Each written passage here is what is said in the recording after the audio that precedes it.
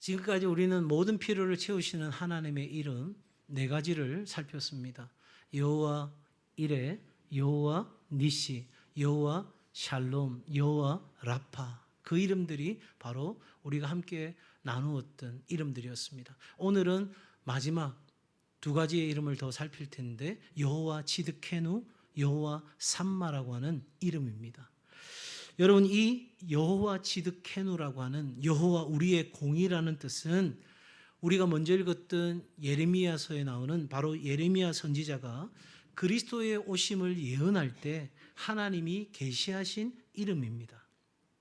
5절에 있는 말씀처럼 하나님은 이제 의로운 가지를 일으키실 것이고 세상에 정의와 공의를 행하실 것입니다.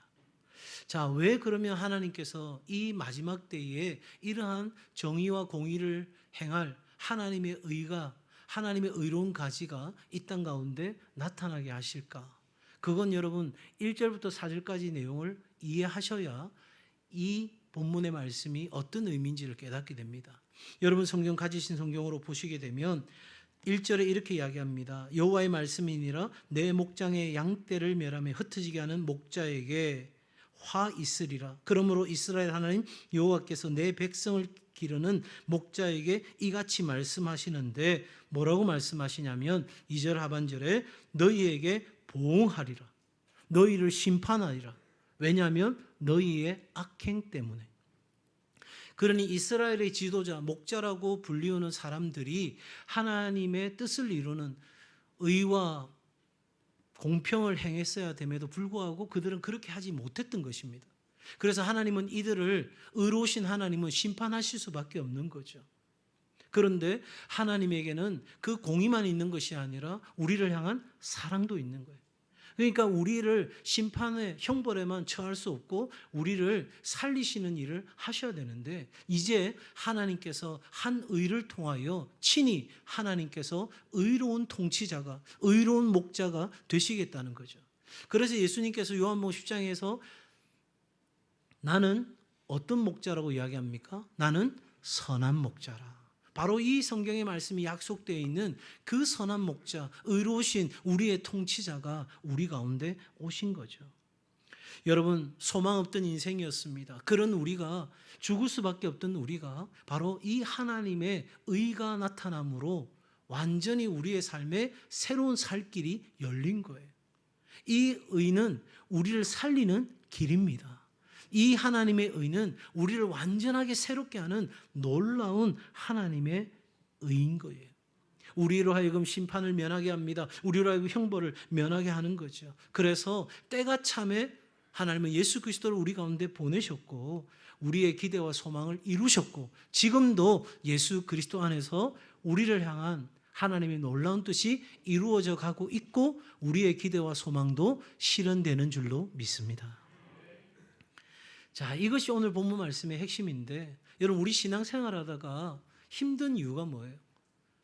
우리가 하나님이 원치 않는 것, 죄를 범하지 말아야 되겠다, 그것과 싸우고 또 우리가 하나님이 원하시는 것, 의를 행해야 되겠다. 그래서 우리의 마음 안에 있는 죄성과 싸우는 일이 우리 가운데 일어나잖아요. 이것이 우리 신앙생활에서 겪는 어려움이거든요. 참으로 죄를 이겨야 되는데 그 죄에 약하여 넘어지는 우리를 보게 됩니다. 선을 행해야 되는데 선을 행하지 못하는 우리 자신을 보면서 실망하고 좌절하죠. 성경은 우리에게 이 부분을 이야기하기를 우리의 노력으로는, 우리의 열심으로는, 우리의 어떠함으로는 절대 이 싸움을 이길 수 없다는 거죠. 죄를 이기는 것도, 우리가 선을 행하는 것도 내가 의지로, 내 노력으로, 내 열심으로, 내 어떠함으로 이룰 수 있는 것이 아니라고 이야기합니다. 우리에게 의로운 가지, 그 의로운 통치자가 오셨음을 깨닫고 그것을 믿음으로 받아들이면 우리는 이 싸움의 승리의 비결을 손에 쥐는 거예요. 왜? 나를 위해 싸우시는 여호와 니시의 하나님이 계시니까. 내가 싸우는 게 아니에요. 그전까지는 내가 싸웠어요. 내가 좀 더 올바르게 살아야 돼. 그래서 내가 부단히 그렇게 노력하고 살았어요. 물론 우리의 노력 필요하겠죠. 그러나 그 노력으로는 하나님의 그 의에 도달할 수가 없는 거예요. 그래서 하나님이 친히 우리의 의가 되셔서 우리 가운데 오신 거죠. 그러니 하나님 우리의 의라고 하는 바로 이 여호와 치드케누는 예수 그리스도 안에서 확실하게 우리 가운데 드러나신 거예요. 사도 바울은 고린도후서 5장 21절에서 이렇게 말씀합니다. 죄를 알지도 못하신 이를 우리를 대신하여 죄로 삼으신 것은 우리로 하여금 그 안에서 하나님의 뭐가 의가 되게 하려 하심이라. 여러분 이 말씀을 온전하게 이해하고 계신지 모르겠어요.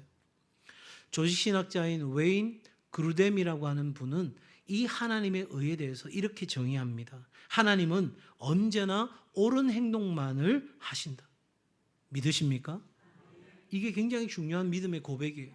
하나님은 언제나 선하시다.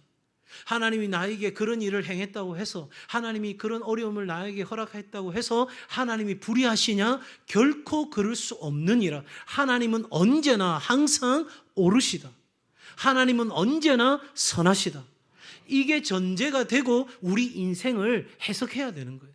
우리의 삶의 문제를 이해해야 되는 거예요. 그래야 우리는 이 하나님의 뜻을 바로 발견할 수 있게 되는 거거든요. 이렇게 하나님의 의는 하나님은 언제나 옳은 행동만을 하신다는 그 말씀과 아울러서 하나님 자신이 옳은 것의 기준이 된다는 의미를 갖는 거예요. 우리 나름의 기준이 있어요. 선이라는 것에 대한 우리 기준. 이 정도 하면 내가 저 사람보다는 선한 거야. 내 나름대로 기준이 서 있어요.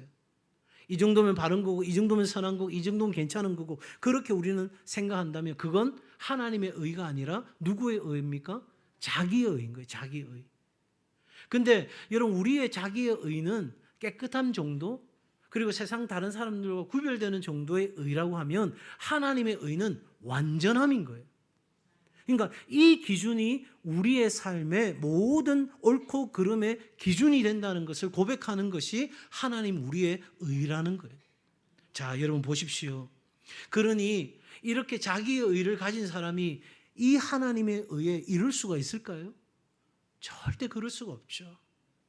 아무리 우리가 거기로 도달하려고 해도, 노력한다 해도, 심지어 가장 다른 사람을 위해 살았던 마더 테레스가 이 땅 가운데 다시 태어나서 선한 삶을 산다 할지라도 이 하나님의 완전한 의에는 이룰 수가 없는 거예요.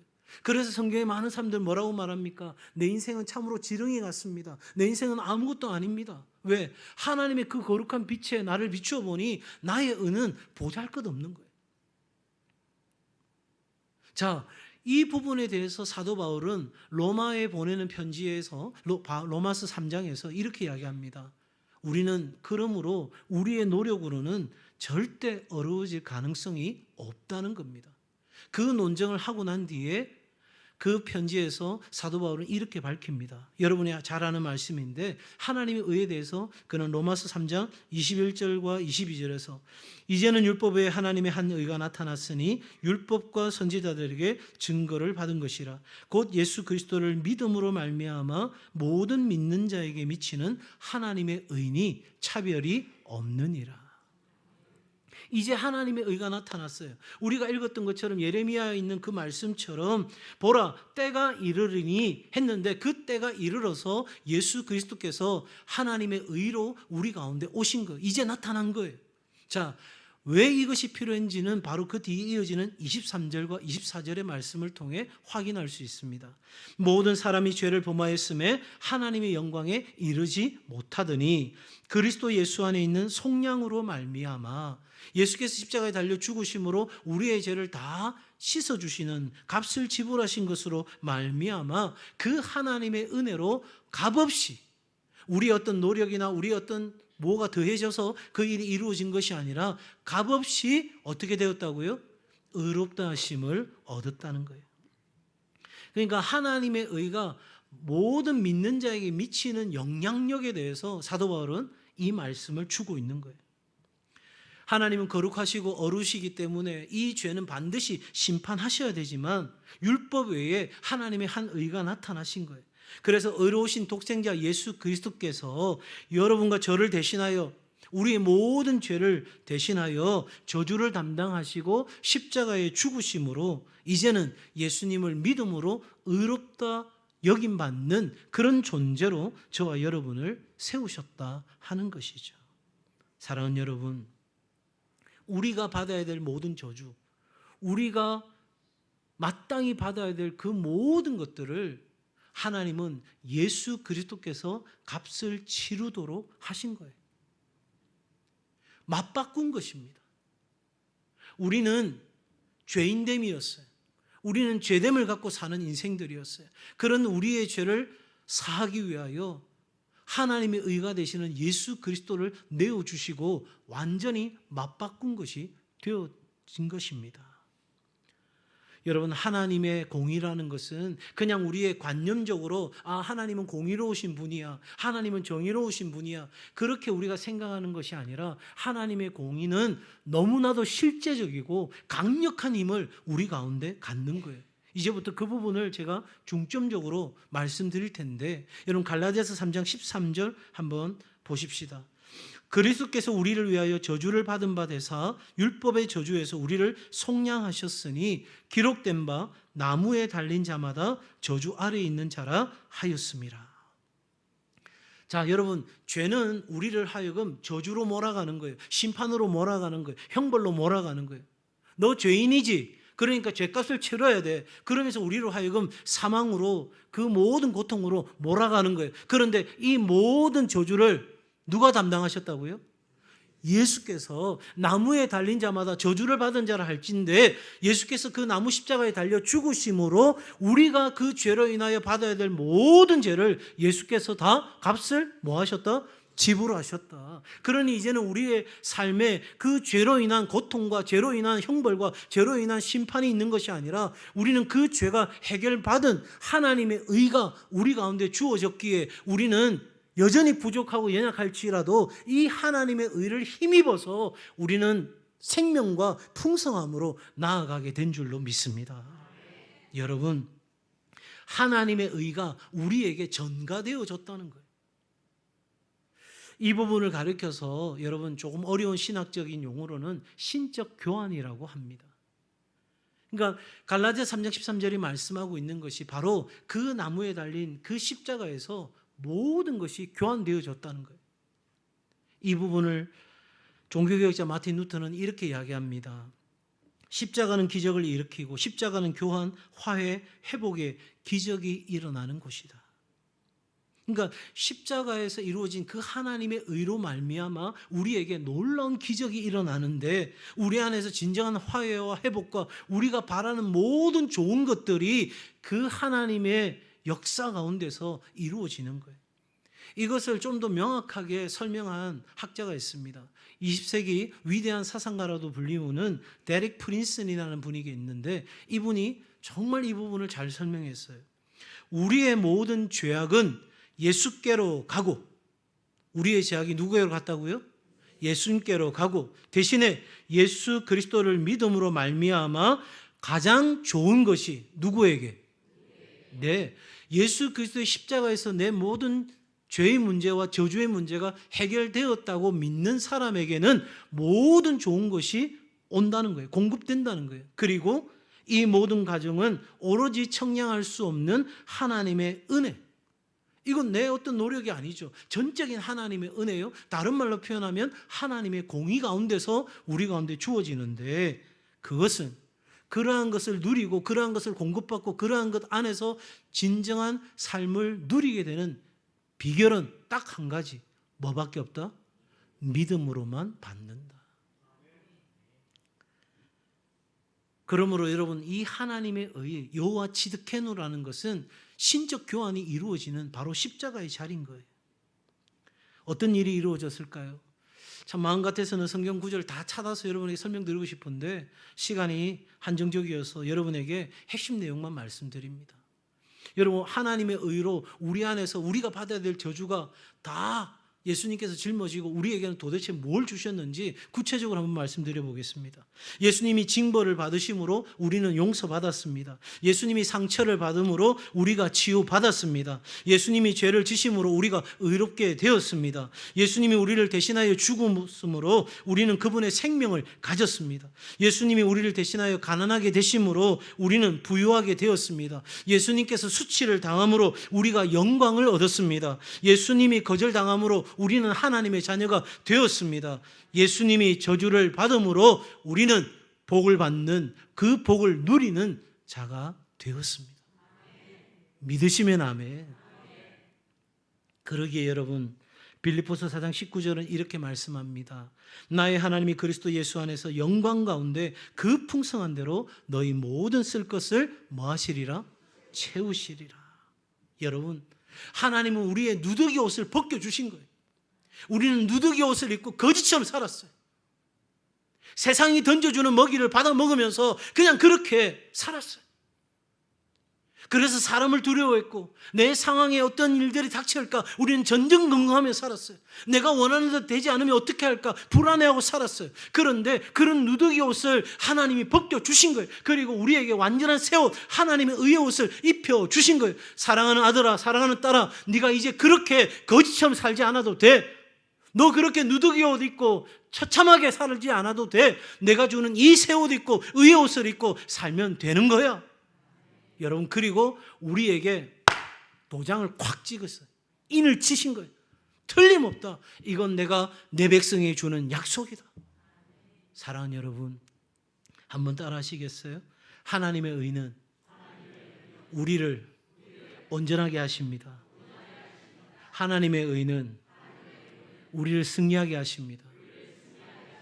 하나님의 의는 우리를 만족하게 하십니다. 하나님의 의는 우리를 존귀하게 하십니다. 한 주 내내 말씀 준비하고 어제 이 말씀 마무리하면서 이 네 문장을 쓰면서 얼마나 제 마음이 뜨거웠는지 몰라요. 하나님, 그렇습니다.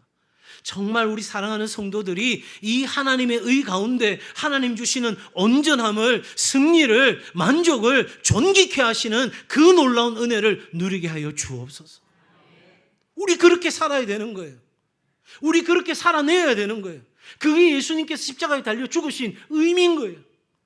그냥 여전히 그 밥에 그 나물로 살라고 우리를 대신하여 십자가에 죽으신 것이 아니고 우리에게 이 놀라운 하나님의 의를 주심으로 그 의를 힘입어 오늘 우리의 삶의 자리에서 넉넉히 이기며 살라고 우리 가운데 이 은혜를 베풀어 주신 거예요. 우리 배운 것이 부족할 수도 있어요. 내가 가진 것이 없을 수도 있어요. 내 사회적 지위가 보잘것없을 수도 있어요. 그러나 하나님은 그것 물으시는 게 아니에요. 네가 나의 의를 힘입어 나아가면 너의 삶은 온전케 되어지고 승리하는 삶이 되어지고 만족해 되어지며 존귀한 자가 되어질 것을 우리 가운데 분명히 약속하시고 말씀하신 거예요. 진짜 그러냐고요? 살아보면 압니다. 믿음으로 살아보면 그 하나님의 의를 힘입어 나아가보면 아는 거예요. 자꾸 사단은 우리에게 우리 자신을 보게 만드는 거예요. 죄송한 표현입니다. 네 꼬라지를 봐, 네 모습을 봐, 네 자리를 봐. 너에게 무슨 소망이 있어? 뭐가 더 나아질 것 같아? 그러면서 사단은 우리 가운데 계속해서 정죄합니다. 뭐라고요? 우리로 하여금 그 저주와 그 심판과 그 형벌 가운데 머물도록 사단은 여전히 우리에게 속삭입니다. 우리의 믿음이 연약해서 우리는 그거 바라보다가 넘어집니다. 도저히 일어날 수 없습니다. 그런데 하나님 말씀하시는 거예요. 얘야, 나의 의를 힘입어 내게로 나아오라. 내가 너를 살린다. 내가 너를 잘 되게 한다. 내가 너를 반드시 나의 의로운 오른손으로 너를 붙들어 줄 것이다. 여러분, 이사야 선지자는 이사야 64장 6절에서 이렇게 이야기합니다. 무릇 우리는 다 부정한 자 같아서 우리의 의는 다 더러운 옷과 같다. 아무것도 내세울 것이 없어요. 그래서 사도 바울은 더 간절히 기도합니다. 빌립보서 3장 9절에서 내가 가진 의는 율법에서 난 것이 아니요 내 인간적인 노력에서 난 것이 아니요 오직 그리스도를 믿음으로 말미암은 것이니 곧 믿음으로 하나님께로부터 난 의다. 사랑하는 여러분, 우리가 전심을 다해 믿음으로 나아가면 여호와 지드케누, 우리의 공의가 되시는, 우리의 의가 되시는 그 하나님이 우리의 모든 필요를 공급해 주시는 거예요. 여러분, 어떻게 여호와 이레의 하나님, 여호와 니시, 여호와 샬롬, 여호와 라파의 하나님을 경험할 수 있습니까? 바로 이 여호와 지드케누, 하나님의 의가 나에게 전가되어져서 이 하나님의 의의 옷을 입고 나아가는 사람이 그 모든 하나님의 이름의 역사를 경험하게 되는 거예요. 그냥 아무렇게나 산다고 그 역사를 경험하게 되는 게 아니라 이 말입니다. 왜 그렇습니까? 십자가에서 완전히 교환되어졌기 때문이에요. 그래요. 나는 보잘것없어요. 나는 또 실수합니다. 나는 또 넘어집니다. 괜찮습니다. 여러분, 하나님의 실수가 우리에게 영원한 형벌이 아니에요. 여러분, 요나는 실패했잖아요. 그런데 하나님은 두 번째 말씀하시거든요. 하나님은 우리의 실패에 대해서 말씀하시는 것이 아니라 이 하나님의 의가 있음에도 불구하고 여전히 내가 회개치 아니한 그 죄 가운데 살려고 하는 우리의 그 습성에 대해서 하나님 분명하게 말씀하시는 거예요. 너 그래 살아서는 안 된다는 거죠. 사랑하는 여러분, 하나님의 공의를 힘입어 나아가는 은혜가 있길 바랍니다.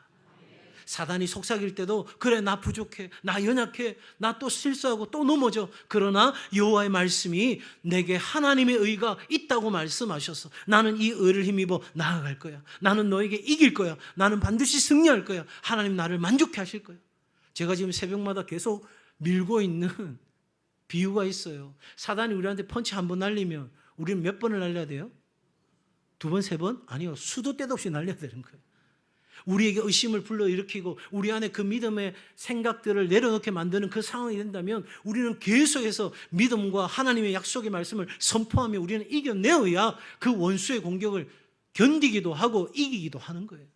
사랑하는 여러분, 그러니 여러분 강하고 담대하십시오. 여호와를 바라는 너희들아 강하고 담대하라 말씀하신 것처럼 여러분 세상에서 비록 내 자리가 볼품없는 자리를 할지라도 여러분 기죽지 마십시오. 어깨를 펴십시오. 여러분에게 있는 이 하나님의 의가 여러분 삶에 놀라운 역사를 가져오게 될 줄로 믿습니다.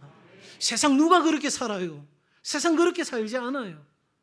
이번에도 여러분 서울 신림동에서 내가 불행한데 다른 사람 행복한 꼴을 못 보겠다고 묻지마 살인이 일어났잖아요. 정말 어처구니 없는 일이지만 이미 우리 사회 속에 그러한 마음들이 팽배해져 가고 있다는 것을 보여주는 반증이 아닐까 싶어요. 한 번뿐인 삶을 누구를 원망하고 분노하고 저주하고 그렇게 실패자로 살아갈 이유가 있겠습니까? 내 삶의 자리가 아무리 고단하다 할지라도 하나님의 의를 붙잡고 믿음으로 나아가면 우리는 반드시 존귀한 자의 자리에 서게 될 줄로 믿습니다. 어깨 펴고 당당하게 이번 한 주간도 살아가는 은혜가 있기를 바랍니다. 마지막으로 여호와 삼마에 대해서 살펴보고 말씀 마무리합니다. 여호와 삼마, 거기 계신 여호와, 이런 이름입니다. 선지자 에스겔에게 계시된 하나님의 이름이죠.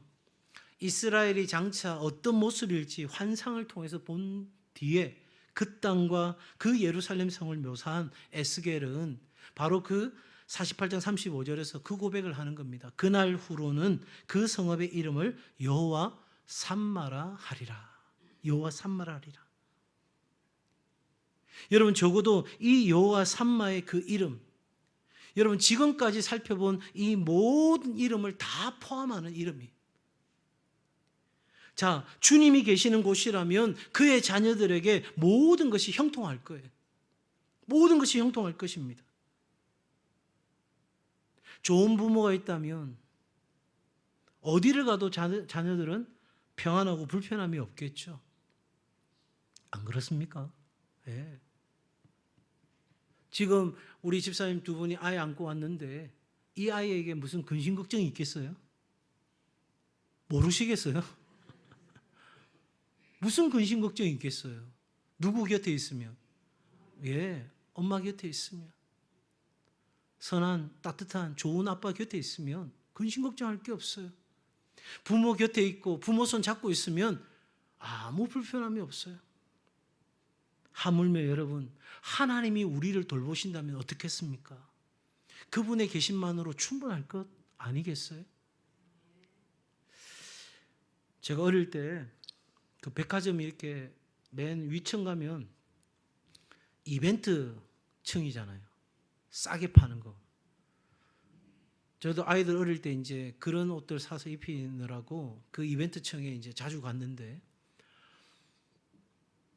아줌마들이 이렇게 확 달려드는 거예요. 저도 애 붙잡고 확 뛰어갔어요. 뭐가 있겠다 싶어서 확 뛰어갔어요. 근데 뭔가 순간 뭔가 이상한 거예요. 잡고 있던 애 손을 놓은 거예요. 예. 그 옷 보느라고. 순간 등에 땀이 쫙 흐르는데 바로 고개 돌려서 애가 어디 있는지 찾았는데 안 보이는 거예요.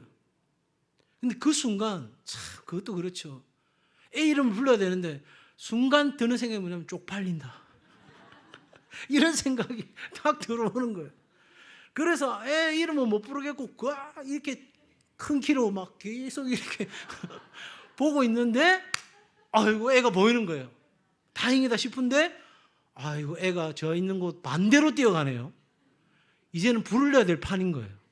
근데 참 창피해서 지금이라면 막 불렀을 거예요. 아마 제가 손주 놓으면 막 바로 불렀을 거예요. 누가 뭐라고 하든 상관없을 거예요. 그런데 그때만 해도 제가 좀 더 젊었거든요. 그래서 어떻게 했냐면 반대편으로 확 뛰어간 거예요. 애가 볼 수 있도록. 애는 막 울면서 아파 엄마 하면서 사람들 점점 다 쳐다보기 시작하는데 저는 막 어떻게든 사람들 덜 보기 전에 뛰어가서 팍 안았어요. 사랑하는 여러분, 육신의 부모도 하물며 내 자식 잃어버리면 그 자식 놓칠까 싶어 애타는데 우리 하나님 오죽하시겠어요? 우리를 위해서 하나밖에 없는 아들 예수 그리스도를 내어주시기까지 우리를 사랑하셨잖아요.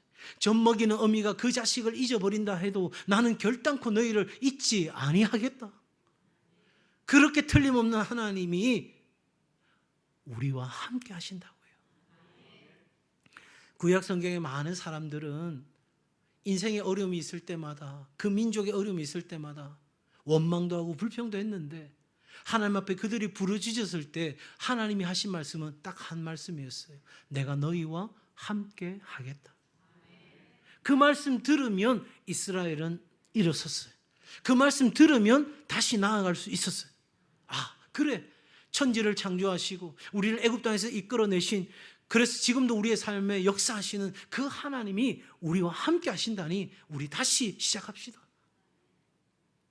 여러분 혹시 이렇게 생각 안 합니까? 바로 그 하나님이 내게도 그렇게 말씀해 주시면 저도 얼마든지 이길 수 있을 것 같은데요. 주의 천사가 요셉에게 말합니다. 너희 가정에 구주가 나실 터인데 그 이름은 번역한즉 임마누엘이라. 그 임마누엘은 바로 하나님 우리와 함께 하신다. 여러분, 예수 그리스도가 오심으로 우리와 함께 하시는 예수 그리스도, 바로 그 하나님이 우리와 언제나 함께 하신다는 것을 친히 보여주신 거예요. 하나님은 저 높고 높은 우주의 광대한 곳에 그 전능하신 하나님이 저 멀리서 우리를 팔짱 끼고 바라보시는 것이 아니라 제가 놓친 그 아이를 향해서 달려가듯이 우리 하나님은, 하나님과 내 사이가 100걸음이라고 하면 이미 하나님은 99.9걸음을 우리 가운데 오신 거예요. 믿으시면 아멘. 내가 하나님을 알지 못하는 그때에 이미 내게 찾아오신 거예요. 여러분 로마서에서 그 말씀을 하잖아요. 우리가 아직 죄인 되었을 때에 십자가에서 우리에 대한 사랑을 확증하셨잖아요. 내가 예수 믿기로 하고 나서 그 다음 하나님이 우리에게 그 사랑을 보여주신 것이 아니라 내가 죄인 되었을 때, 나는 하나님께 등을 돌리고 하나님과 반대로 달려갈 때 이미 하나님은 나에게 이미 99.9걸음을 띄워오신 거예요. 그리고 딱 0.1걸음 믿음으로 나오는 그 한 걸음만 내딛기를 바라시는 거죠. 사랑하는 여러분, 하나님의 임재는 우리의 모든 필요를 채우신다는 것에 대한 확실한 보장이에요. 그러니 예배가 중요한 이유는 이 하나님의 임재를 우리가 지속적으로 경험하면서 아하, 그렇죠, 하나님의 그 놀라운 이름이 우리의 모든 필요를 채우시는 능력의 이름인 것을 우리가 고백하고 경험하게 되는 자리가 예배의 자리인 거예요. 사랑하는 여러분, 하나님은 우리 자신만큼 가까이 있어요.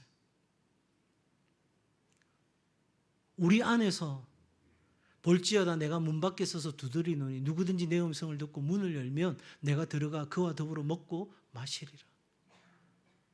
그냥 우리를 바라보시는 것도 아니고 우리 안에 친히 들어오셔서 나와 함께 하기를 원하시는 거예요. 그러니 여러분, 나는 기도할 수 없을 때도 우리 주님이 말할 수 없는 탄식으로 나를 대신하여 기도하십니다. 내가 한 걸음도 나아갈 수 없을 때 우리 주님이 한 걸음 나아가도록 새 힘을 주십니다. 나는 아무것도 할 수 없다고 그렇게 두 손 두 발 다 들었을 때, 연약한 무릎을 꿇고 피곤한 손을 죽게 내어들 때 우리 주님이 내 손 잡아 일으키십니다. 사랑하는 여러분, 여호와 삼마 임마누엘이라는 이 이름은 동일한 이름입니다. 우주 어디에나 계시고 지금도 그 우주를 통치하시고 섭리하시는 하나님이십니다. 혹시 믿음이 약한 분들, 과연 하나님이 계시냐 이렇게 의심스러우십니까? 이 우주만 생각해봐도 의심할 수가 없어요. 지구의 기울기가 지금보다 더 기울어졌거나 더 바로 세워지면 어떤 일이 일어날까요? 아니, 이 지구라는 별이 태양과 지금보다 더 가까워지면 어떻게 되어질까요? 지금보다 좀 더 멀어지면 어떻게 되어질까요? 지구의 자전 속도와 공정 속도가 지금보다 빠르거나 늦어지면 어떻게 될까요? 조그만 과학적 상식을 갖고 있어도 여러분, 이 모든 것이 과연 우연이 되어졌다고 말할 수 있을까요? 저는 그렇게 믿는 것이 더 놀라운 믿음입니다. 왜 그러면 그 우연은 지금도 일어나지 않는 걸까요? 사랑하는 여러분, 여러분이 믿든 믿지 않든, 여러분이 알든 모르든 지금 우리가 함께 나누었던 이 하나님의 이름, 이 모든 이름은 진리입니다. 하나님이 우리를 향한 약속입니다. 그리고 하나님은 인생이 아니시니 그 말씀 반드시 지키십니다. 사랑하는 여러분, 그러기에 시편 기자는 이렇게 썼습니다. 시편 139편 7절부터 10절까지 말씀입니다. 내가 주의 영을 떠나 어디로 가며 주의 앞에서 어디로 피하리까? 내가 하늘에 올라갈지라도 거기 계시며 스월에 내 자리를 펼지라도 거기 계시니이다. 내가 새벽 날개를 치며 바다 끝에 가서 거주할지라도 거기서도 주의 손이 나를 인도하시며 주의 오른손이 나를 붙드시리이다. 아멘. 여러분, 하나님의 그 놀라운 은혜가, 하나님의 그 놀라운 임재가 우리 가운데 함께 하십니다. 한번 복습해 볼까요? 자, 이름들 한번 띄워 주시겠어요? 첫 번째 이름 뭐죠? 여호와 이레입니다. 넘겨주세요. 안 넘어가나요? 자, 여호와 이레입니다. 여호와 이레. 여호와 이레가 뭐죠? 네. 자, 하나님께서는 우리의 필요를 아시고, 띄워놔 주세요. 그냥 필요를 아시고 우리의 모든 것을 준비하시고 우리의 모든 것을 채우시는 하나님이시다. 그러니 여러분, 내가 어떻게 해야 될까 망설여지고 어려울 때, 내 이 필요를 누가 도와줄 수 있을까 싶을 때 여러분 기억하십시오. 여호와 이레의 하나님입니다. 자, 두 번째, 여호와 니시의 하나님. 여호와 니시, 바로 하나님은 우리의 승리자이신 거예요. 누가 나를 대신하여 싸워줄까? 그 불의한 일에 대하여, 그 억울한 일에 대하여 누가 나를 대신하여 싸워줄 수 있을까? 바로 여호와 니시, 승리의 하나님. 왜? 하나님이 친히 나를 대신하여 싸우시는 거예요. 내가 원수 갚을 일이 없어요. 나의 신원을 하나님께 아뢰면 하나님이 일하시는 거예요. 세 번째, 여호와 샬롬입니다. 여러분, 평강을 잃으면 다 잃는 거죠. 아무리 우리의 외적 환경과 상황이 내 마음의 평안을 앗아간다 할지라도 세상이 줄 수 없는 그 참된 평안이 나를 다스리도록 우리는 여호와 샬롬을 기억해야 하는 거예요. 그 다음 네 번째, 여호와 라파입니다. 나의 이 병든 육신과 정신과 영을 누가 치료할 수 있을까? 바로 하나님이 나의 치료자가 되신다. 그 다음 다섯 번째, 여호와 치드케노입니다. 이 모든 것, 내가 하나님의 의를 힘입어 나아가는 거예요. 그럴 때 하나님은 우리에게 모든 좋은 것을 주실 뿐만 아니라 거룩함과 구속함을 우리 가운데 베풀어 주시는 거예요. 마지막, 여호와 삼마입니다. 혼자라고 생각될 때, 아무도 나를 이해할 수 없다고 생각될 때 나를 아시고 나와 함께 하시는, 한 번도 떠나신 적 없는 여호와 삼마, 임마누엘의 하나님이 우리와 함께 하십니다. 여러분, 주보 안에 책갈피 다 들어가 있죠? 네. 여러분의 삶에 이 하나님의 이름이 필요할 때 부르십시오. 그 하나님의 이름이 역사가 내 삶의 현장에 드러나야 될 때 그 이름을 요청하십시오. 저는 어제 그렇게 기도하고 꿈꿨습니다.